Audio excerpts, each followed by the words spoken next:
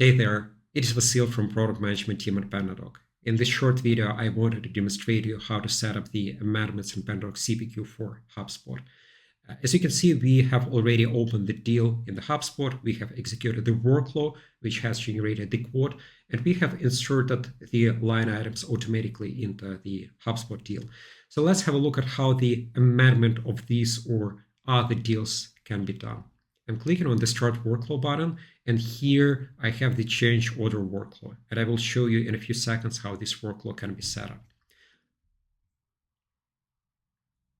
So when we start the execution of this workflow, the very first step is the same as in many other workflows. We start with pulling the data from the deal. By default, it is the current deal, but from the drop-down, you can select any other deals if you want to amend the order that has been created within the other deal. So let's start with the simplest scenario. Let's pull the data from the current deal.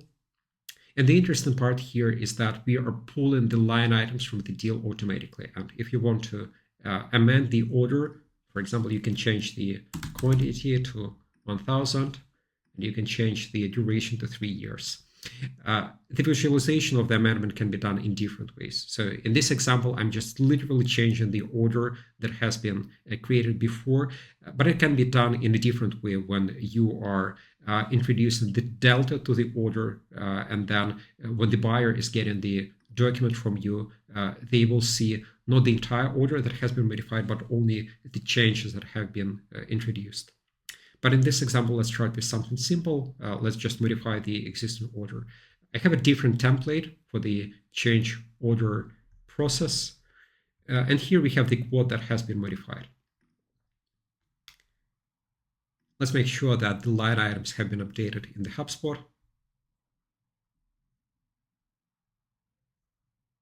Okay, so we have 1000 credits here, which is accurate.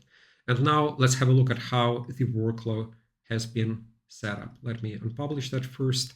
So the steps are more or less the same as in many other workflows. We start with pulling the data from the integration, then we have the quote, and then we have the document. So the interesting part here is how the quote is being populated. If you will go to the data step, every quote has the attribute called product lines. And that essentially allows you to populate the quote with the data that has been pulled from the integration. And for that, you need to select the line items attribute from the step number 1, which is pull data from integrations. And in the setup, you can define how the mapping is being done between the CRM and the columns of the quote builder. That's it. Thank you so much for watching. See ya.